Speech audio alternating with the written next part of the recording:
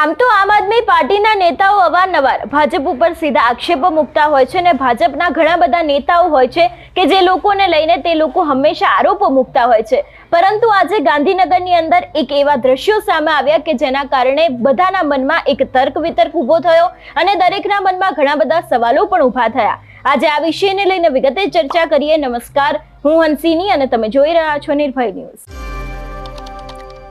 આમ તો આમ આદમી પાર્ટીના ચૈતર વસાવા હોય, ગોપાલ ઇટાલિયા હોય કે પછી બીજા કોઈ પણ નેતાઓ હોય, અવારનવાર સીધા આક્ષેપો છે તે ભાજપના નેતાઓ ઉપર કરવામાં આવતા હોય છે અને છેલ્લા ઘણા સમયથી આપણે જોતા પણ આવ્યા છે કે જે ખેડૂતનો મુદ્દો ચાલી રહ્યો છે એ જ વાતને લઈને આપના નેતાઓ સીધો કટાક્ષ છે તે કૃષિ મંત્રી જીતુ વાઘાણી સામે કરતા હોય છે। પણ આજે ગાંધીનગરમાં એક એવા દ્રશ્યો જોવા મળ્યા કે જ્યાં જીતુ વાઘાણી છે તે આવે છે અને આમ આદમી પાર્ટીના ધારાસભ્ય અને નેતાઓ છે એ લોકો જીતુ વાઘાણીને ગળે મળે છે। સૌથી પહેલા તો એ દ્રશ્યો ઉપર નજર કરીએ ને બાદ આ વિષયને લઈને વિગતે વાત કરીએ।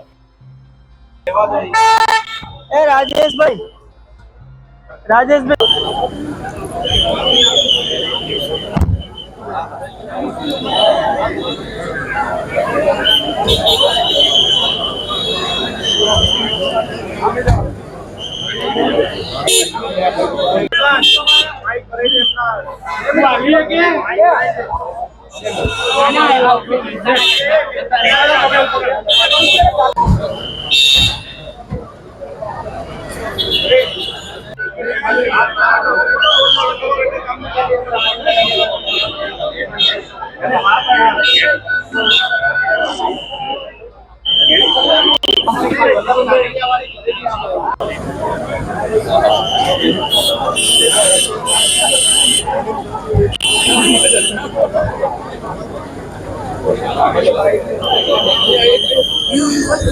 अरे ना ना क्या थी ना,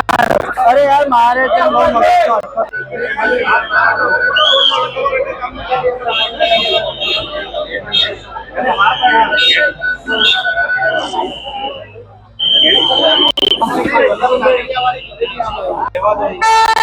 ए राजेश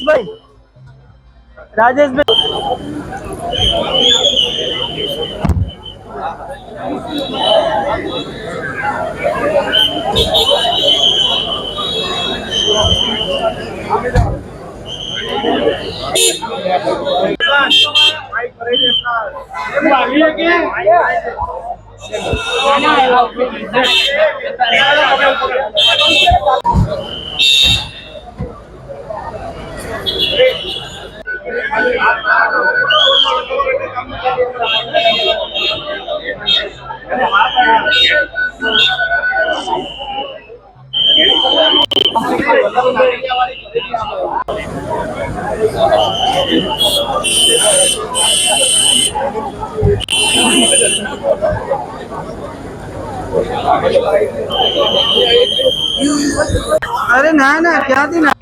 अरे यार मारे थे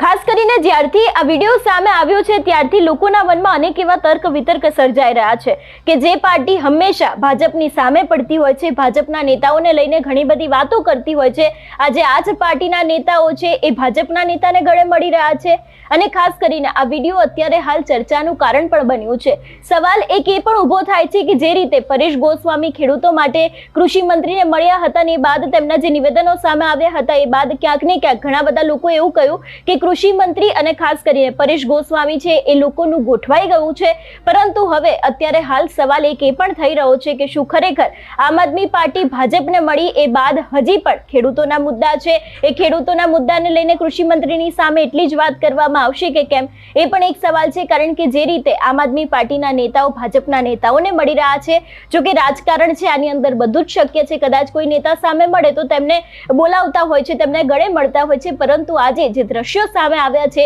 એ દ્રશ્યો ઉપરથી ઘણા બધાના મનમાં અનેક એવા સવાલો પણ ઊભા થઈ રહ્યા છે। તમારું શું માનવું છે આ વિષયને લઈને અમને કમેન્ટ કરીને ચોક્કસ જણાવજો। તેની સાથે અમારી ચેનલ નિર્ભય ન્યૂઝને લાઇક, શેર અને સબસ્ક્રાઇબ કરવાનું ભૂલશો નહીં। નમસ્કાર।